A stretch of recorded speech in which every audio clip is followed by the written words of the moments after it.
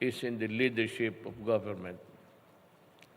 So it behooves upon me at least to try to explain to you the current issues of the day.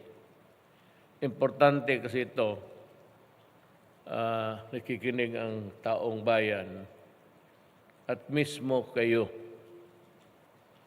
Now, itong dalawang issues, importante.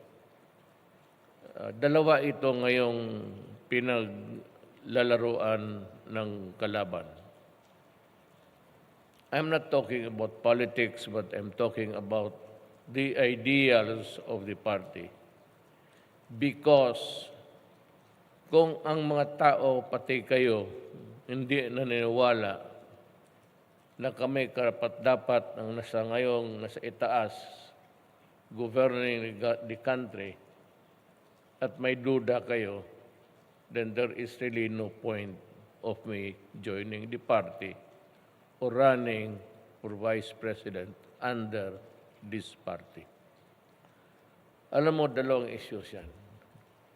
One is the issue of itong opposition questioning the 62 billion na hindi pa nagamit ni Duque. Secretary, alam mo sa totoo lang, that the primary, force fighting COVID would really be ideally the Department of Health. And I suppose that it is only right that Congress should give the money to government, to the executive department, and rightly so, to the Department of Health. Ngayon itong unspent, sabi ng COA, wala namang corruption at walang nawala, and yet they tried to foist so many side issues. Pangsisira lang. At ako sasabihin ko sa inyo, kung totoo man yan, I will resign. I will resign. Kung si Duque, kinurap niya, or anybody in the executive department. Particularly, of course, maski malayo ako sa mga transactions dyan, being the president of the executive department and of the country, talagang mananagot ako. So, kung hindi nila ako tawagin, then I have to look for a forum to explain to the people the issues, the real issues. Ganyan yan. Ngayon, binigyan natin ng trabaho si Duque. Binigyan natin ng pera. Anak ng pating, huwag mong pakialaman. Kung meron pang naiwan at hindi niya nagastos, for Diyos, Gordon and Company should not be stupid really to be dwelling on how the department should be run and how the money given to it be spent. May programa si Duque, huwag mong pakialaman. Na natapos yan, dito na naman sila sa procurement. Again, sinasabi ko sa inyo, merong bidding, may negotiated contract because na madalian. And to tell you frankly, it was I who gave the order in a cabinet meeting to Secretary Duque, sabi ko, buy the things that are necessary to fight this COVID pandemic. Do it fast. Sabi ko, I'm sure, don't go into contracts or bidding lowest bidding kasi yung lowest bidder kasi matagal yan. Alam ko, I've been the mayor of Davao City for 23 years. In my life, I had about 10 elections including the presidency. Hindi po ako natalo ni minsan. Alam mo, alam ko, yung bidding na yan, it could take forever. So, considering the need of the moment, sabi ko sa kanya, do away with bidding because I'm sure there's a law somewhere. Yan ang exact words ko. And the minutes of that meeting is available to everybody. Tape recorded yan eh. Sabi ko, do it fast. I don't care how you do it, but do it fast. So, nag-negotiated contract sila. The negotiated contract was signed. Wala tayong binayad until there was a complete delivery of what we ordered for government.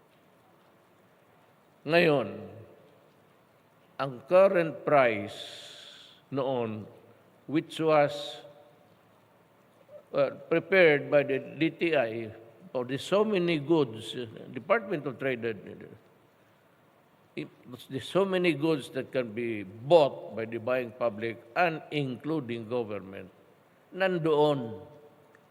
At yung presyo ng mask, at nakalagay doon, and that was the basis of the price for which government paid for this thing. Ngayon, there was a bidding, there was delivery.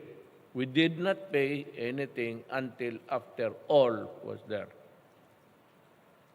So, ngayon ang iniingay nila, kini-question nila, itong taong Siyang. Siyang is a businessman from Davao. He has been doing business there for 20 years. When I was trying to negotiate for just tea with some Chinese businessmen dito, I had already plans of going to China to talk to President Xi Jinping about the relations of China and the Philippines. Alam ko mas makatulong, armas, marami. You want, whatever you want to wage a war, America is the best source. Pero all others, itong mga bagay na ito na madalian, it was China. Wala pa yung pandemic. So siya yung inutusan ko. At sinabi ko sa kanya, you advise me, so you are my advisor. Walang problema yan because he was there for 20 years in Davao doing business and I knew him. And to think that every time yung dating ambassador who is now assigned in Indonesia, forgot his name, every time that he'd go to Malacanang to see me, Yang was there because we were talking of how to connect to China. So yun, he was the one who parlayed everything. And so, nagpunta ako sa China, gano'n. Siya yung nag-invest. Ngayon, yung sloganeering, let us invite everybody to go into business. Akala ko ba, we are inviting everybody, including the Chinese. Kaya pumunta nga ako doon eh. This guy, yung sa bidding na sumali, negosyante. Well, kung negosyo ka, gago ka kung wala kang kikitain. Of course, you do business because you want to make money. And so he participated in one of the two biddings. Pinaghati-hati nila yan mga, alam mo na, the Chinese style. At saka yung corporation, foreign corporation, was doing business already. based in Singapore. Yun ang nagbigay ng parang China is a trading country. Wala yung agriculture, wala lahat. Except trading lang yan. And minor yung yung manufacturing niya. Almost wala. It's a very small country. Trading lang. And lahat naman tayo napunta ng Singapore. Tignan mo yung pantalan nila doon. I mean, the quay, the wharf, puno ng barko. Because, alam mo, Singapore was able to manage na lahat ng anong bilhin mo, magdaan muna ng Singapore. Mag-order ka ng nasa Singapore pa ang shipment. I don't know how they did it, but wala tayong magawa. So, ang korporasyon sa Singapore, and it provided the goods according to the specification. Ngayong na-deliver na, umiingay na naman ito si Gordon. At sabihin ko sa iyo, magpupustahan tayo. Walang mangyari niyan. Wala naman talagang nilabag sa batas. Except the existence of the corporation ng Singapore who provided the goods. Itong si Michael Yang, middleman lang yan. Chinese doing business because we were encouraging everybody in the world to come to the Philippines and do business. Kaya sabi ko, akala ko ba we were trying to invite everybody to do business in the Philippines? Yun ang nangyari. Ang key dyan si Yang. Yang is known to me. I admitted, and it was Yang whom I requested to lay the ground or do the legwork of my going to China and getting into a new deal and a new relations because of yung foreign policy ko. Nag-neutral ako para makagalaw ako sa ibang. Kasi had I, you stick with America, then limitado ka because they would not enjoy you doing business. So President Xi Jinping is a very good man. Soft-spoken. So, nag-uusap kami. Yun ang nangyayari. That is all there is to it. And all other businesses na hindi nila, ito basta procurement, they see something to make noise about. Ito yung oposisyon. Ito yung kalaban. Ito yung kalaban natin. At sabi ko nga sa Pilipino, nakikinig ngayon, itong Gordon and Camady, matagal na itong mga senador. Look at the reputation, the name behind the persona. Ano ang record nila in the past? I can enumerate 100. Pero wala tayong panahon. No, may panahon na darating ang election, then there is also a time for everything. Then bibitawan na natin. Yan ang nangyari dyan. Kaya sabi ko, kasi binabase ko, it says here, advancing the interests of the community. How can I in good conscience, administer your oath, tapos ako may ginawang kalokohan? Yan ang garanti ko sa inyo. Wala yan ang silang makita. There was a bidding, yung personality, the juridical personality ng kumpanya is actually of no moment sa us. If it's a foreign corporation, it's a foreign corporation. doing business through a middleman here. Yan ang paraan eh. Wala naman si Michael Yang, has no manufacturing factory in Davao. Ganon yan. Walang record yan. Hindi kriminal yan. Yan ang gusto kong malaman ninyo na at least ako kaharap ninyo. Dapat you must believe in me because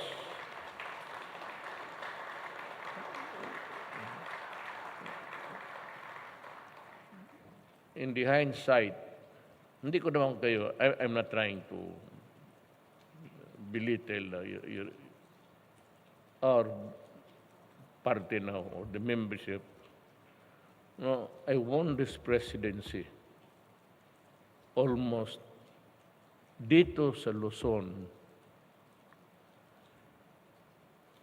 It was only Abet Garcia. And yun lang. Well, of course, kayo, Tonel Lambino, lahat. Pero kung sabihin mo yung malalaking partido, wala ako. Alam ninyo yan. Niwala akong isang barangay captain dito sa Luzon. In the Visayas, in Cebu, where my father was a native, doon mismo, walang baski isang kagawad. Ano yan? Yun, I won. I really do not know why I made it. Tell me if you know. Pero yung akin, it was the presidency is a gift from God. Tandaan ninyo yan. For those who would aspire for it, you should face the Lord first and ask, bibigay mo ba ito sa akin? And after that, if you are chosen by the people through God's intervention, then you ask, God, what do you want me to do? Kasi itong akin ambisyon lang at naging totoo. Wala naman talaga. Ako deep down in my heart. Hindi ko talaga masabi noon na manalo ako. You know, all the time I was the fourth. Hanggang 2 weeks before the election, nag-shoot ako 32. Doon ako nagdikit. Then, Po was 27. Yun na yun. And the rest. And that was the rating noong election time. So, naging presidente ninyo ako, ginawa ko naman ang lahat. I made only 5 simple messages. You know why? During the debate, I knew that I do not think I'm ready to participate in debates sponsored by itong mga network. Pera-pera lang yan. Kumikita yan sila. Nakita ba niyo? We were only given 2 minutes, then 1 hour 30 to rebut the... Anong masasabi mo? Kaya pag umpisa pa lang, nung we were brief of how long could we talk, bullet na lang ako. Sabi ko una, droga. Hanggang ngayon, galit talaga ako sa droga. I've been mayor for... You know why? Before that, I was a prosecutor for 8 years. Yan, sila Bebot, sila Medeldia. Alam nila yan, kasi mga abogado sa Davao. Nakita ko noon na pagdating sa trial, ang hawa ko, instead of shabu, tawas na. That was how corrupt the situation was. Kaya ako talaga galit. Kaya naging mayor ako, I said, Wala akong sinabi na patayin mo si Mr. Huang, patayin mo si Serrano, patayin mo si Tan, patayin mo si Galicia. Wala akong sinabing ganun. Sinabi ko lang nung na-mayor ako, I will try to build a city just comfortable for everybody. I will return to you the streets of Davao City so that your children can go around safe and sound. And my order to the police was, you ask your wife and daughter to walk around Davao in the wee hours of the morning. Alas 12 hanggang, and if they come home safe and sound, yun ang gusto kong mangyari sa Davao. Kung hindi mo kaya, umalis ka. So, at sinabi ko, kayong mga durugista, this is my only crime. Do not destroy my city, nor our children. Kasi pagtanda namin, yan ang inaasahan namin na magbantay sa. Hindi tayo bilyonaryo, milyonaryo na may mga yaya, may mga caregiver for all. Sa ating, sino ba ditong, I don't know, but sino ba dito can you sustain? Kami, mga presidente, wala kami ni 5 centimos. Nothing, nada. Mag-retire kami, well, ang aking GSIS, of course, with the government service ko. But sa presidency, wala. Tayo mahirap lang. Pinapaaral natin yung mga anak natin, hoping that nung matanda na tayo, may magsubo sa nanlugaw mo, pati medisina mo. And when the time comes, and it will come, na magbayad sa punerarya at magbayad sa kabaong mo at saan ka ililibing. Ganon kahirap. So do not destroy our children because I will kill you.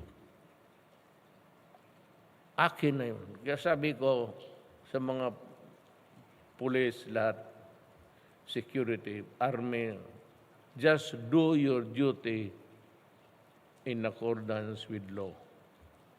At kung may mga issues na puputok dyan, I will assume full responsibility for everything. Huwag yung mga patay ka ng tao na nakaluhod. Anong klase yan?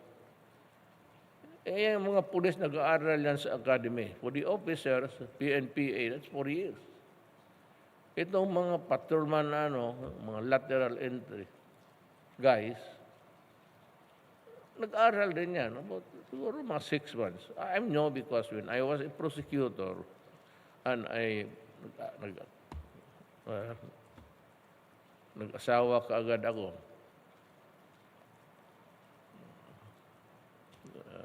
Then, I was forced to mag-prosecutor ako, kulang nga. So, I was teaching criminal law, criminal evidence, criminal procedure doon sa Police Academy sa Southern Philippines, which is located in Davao City. Yun ang extra income ko para mabuhay ko ang pamilya ko. Yan ang, kaya alam ko ang laro. Hindi ako magtanong, kagaya nung kahapon. Sinabi nila, sir, successful yung operation namin. Yung follow-up, 3 patay. I do not go beyond, sabihin ko na, ano ba, did you follow? Hindi ako magtanong. Basta sinabi, patay. Oh. Pero hindi na ako magtanong kung anong labanan. Alam na nila may trabaho sila. Pag masabit sila sa trabaho nila, akin yun. Lahat ng pulis dito nakikinig, akin yan. Magtrabaho ka lang, akin yan. Ako ang magpademanda at kung kukulungin ako nito mga puti,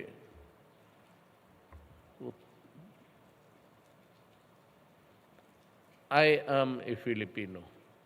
I am a citizen of this country. And kung gusto nila kong idemanda, do it before a Philippine Court of Justice. At kung sabihin ng judge kung magkulong ako, I will gladly go inside Muntinlupa. At magpamembro na ako ng sa sige-sige or bahala gang. Problema ko na yan. Akin na yan. Pero huwag mong sabihin na dalhin nila ako doon sa... Hindi lang ako makamura dito. Pero... Loko-loko ito mga gago. Why would I... Ako, Pilipino, kaharap ko yung mga puti. Turuan ko sila ng... Yan ang, ito preliminary lang ito. Wala pa yung main speech.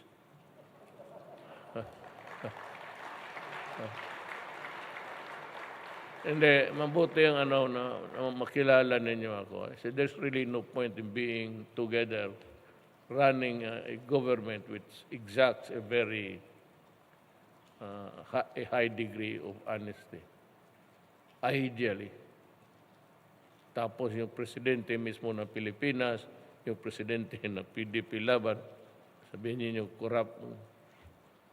Kung nag-corrupt ako, I've been in politics for 40 years. Bakit ngayon pa? Why would I makisawsaw ako ng mga procurement dyan? Eh di noon pa sana, inumpisahan ko na. Been mayor for 10 elections, I think.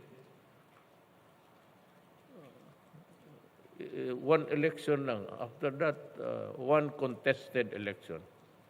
After that, wala na akong kalaban. So every election, sitting pretty na ako. Yan ang history ko. Hindi ako nagyayabang. I'm just telling you. Kailangan makilala ninyo. Hindi niyo ako kilala. Ako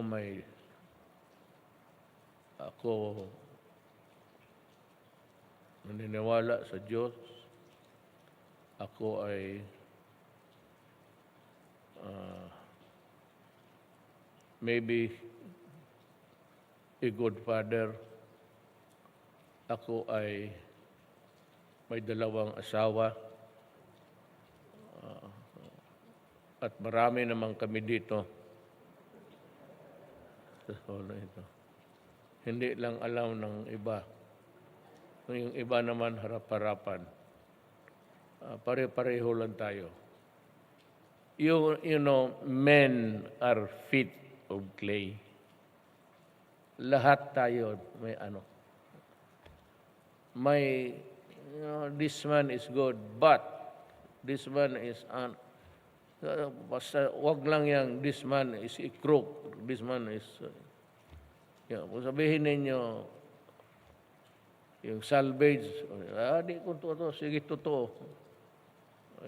Yung babaero, ay 2 nga asawa mismo ang sakyan. Sasakyan ninyo may sakyan. Mismo ang sasakyan ninyo may reserva. Yan sasakyan yan. Tao pa kaya, anak ng...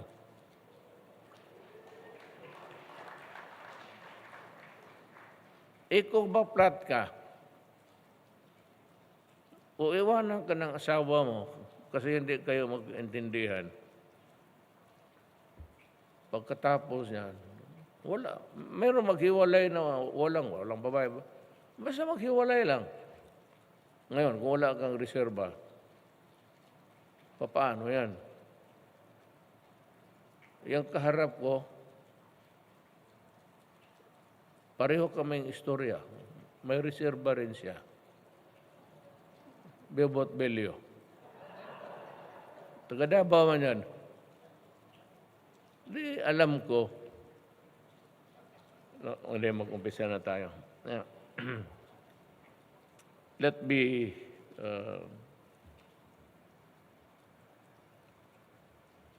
call out the persons, yung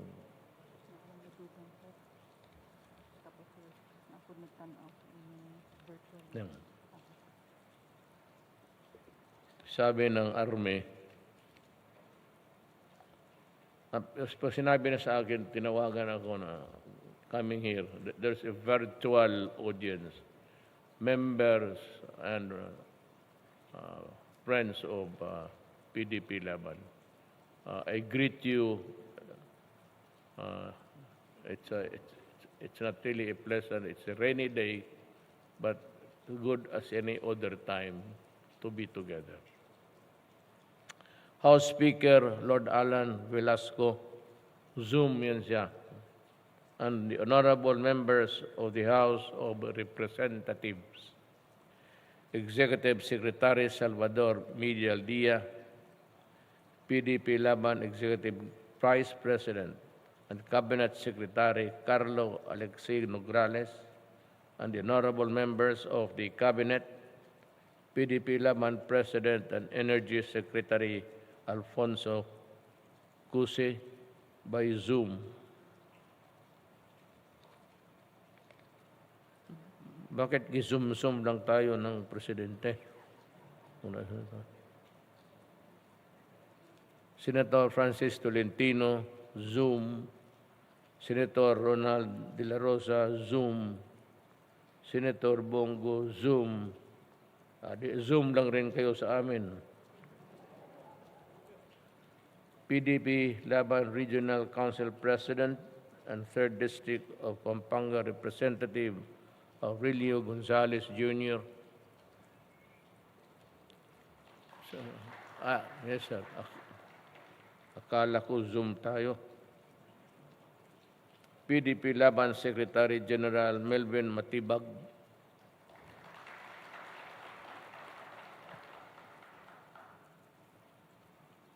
Pampanga Vice Governor Lilia Pineda.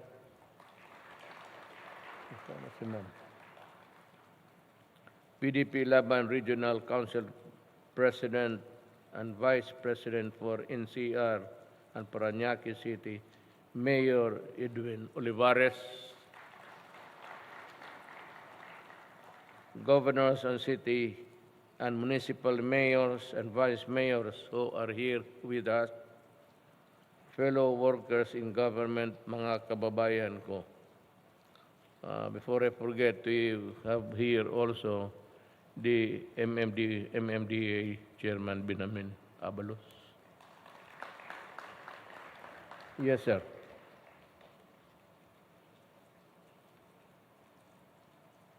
Ito na yung prepared speech ng PMS, Presidential Staff. Kanila man ito, hindi ito akin. Anong pinagsasabi? Basahin ko lang. For it's about 30 pages. Thank you, my dear party mates, for gathering here today and to the National Convention of the PDP Laban. Your presence is a testament of your undeniable unity as standard bearers of the party.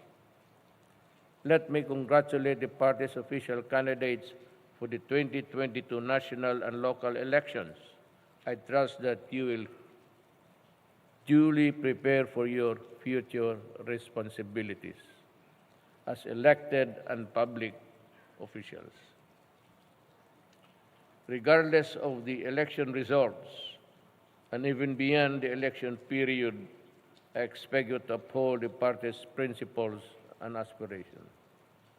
I cannot thank you enough for your strong support for the administration's priorities, especially our fight against illegal drugs, terrorism, corruption, and poverty.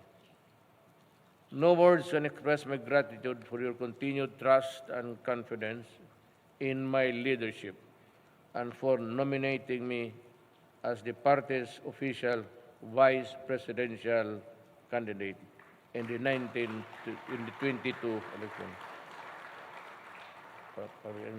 Na 19 pa rin ako.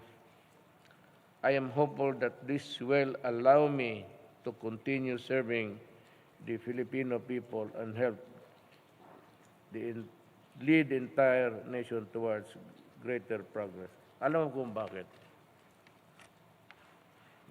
Papaiyak ako eh.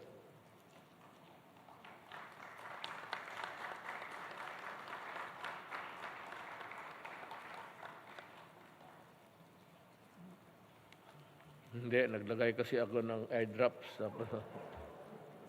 just before it's blurry. It's a, ano kasi yan, it's a, how would you call it, lubricant. Alam mo kung bakit ako tatakbo ng vice presidency? Is it ambition? Maybe. But is it really a sense of love of country? Yes. Is it really because I want to see the continuity of my efforts even though I may not be the one giving the direction? Baka makatulong lang ako. Alam mo, alam ninyo na nag-alaman natin na ang problema, droga pa rin, terorismo. Nandyan yung NPA. Well, of course, it's quite inusulo now. Yung NPA, hindi pa hanggang ngayon, it is really the one factor that's pulling us down. Sa Mindanao, on anywhere, yung mga farming corporations, yung sinusunog yung takto, it's still terrorism in Mindanao. Kaya gusto ko nandyan lang ako makatingin at makapagsabi. Iba na yung kasing ano ka. And of course, kung ano, kailangan may somebody just to tell them na alam mo, Adre, just i-nudge. Kung hindi mo kapartido yung presidente na alam mo, ito nagkulang tayo dito. Dapat ito gawin natin. Yan lang ang ano ko. Sense of fulfillment, tapos na ako. Naabot ko na lahat eh. Walang talo sa eleksyon ng presidente. Magtanong, ano pa ba ang gusto mo? Well, una, ayaw ko na ng nakita mo naman yung well, except for Bongo. Bongo, bright yan. He can calculate kung mahingiin ka percentage, ano. Dito lang yan sa gamit ng ano yan. Is LaSalle graduate. At sabi ko, talagang kayo mga taga-Davao, alam man ninyo yan. Talagang mayaman yan sila. Hindi ako, they own almost half the block. And they own the biggest printing press. Mga tesoro ng Zamboanga. Buong is a tesoro sa Zamboanga, sa mother side. Ayan ang totoo. To the newly proclaimed candidates, my fellow party officials and members, let us remain united and focused in achieving our mission to improve the quality of life of every Filipino, especially as we continue to overcome the COVID-19 pandemic. Alam mo, ang Pilipinas, in my in my paningin ko. We have been sa runway tayo, nagpa-take off na, pero hindi pa talaga tayo umangat. Meron sana tayong golden opportunity because of the leadership of our economic advisors, Dominguez. Medyo umangat na tayo and we were improving pati yung rating natin sa credit rating natin is BBB plus na sana tayo. Ngayon nag-minus kasi nag-pandemic. Sayang lang. Ayaw ko kung it's part of God's plan. But itong tumama sa atin, this will remain with us for the longest time. Huwag din yung isipin na kung matapos yan. Learn to live with it, with COVID. Kasi matagal pa pati itong maraming patay, maraming tinamaan ng COVID. In Mindanao, nagpatong na naman. Microbe, what can we do? Ang opposition, they think that we invented COVID. Tayo, pinapalabas nila, tayo may kasalanan ng COVID na to. So, yun ang nila. Yan ang pinapalabas nila. Well, anyway, it's really an issue sa election, whether valid or not. But we will remain true sa ating buhay. Let us not be hindered by those who only seek personal political gain and instead realign ourselves with the party's objective. I am confident that with a strong resolve and solidarity, we will once again claim victory in the upcoming elections and together achieve a genuine and lasting prosperity for our country. And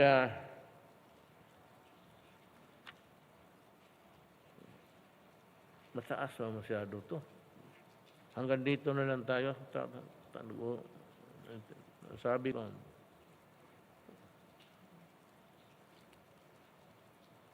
10 pages pa. Maraming salamat at mabuhay kayong lahat at ang PDP.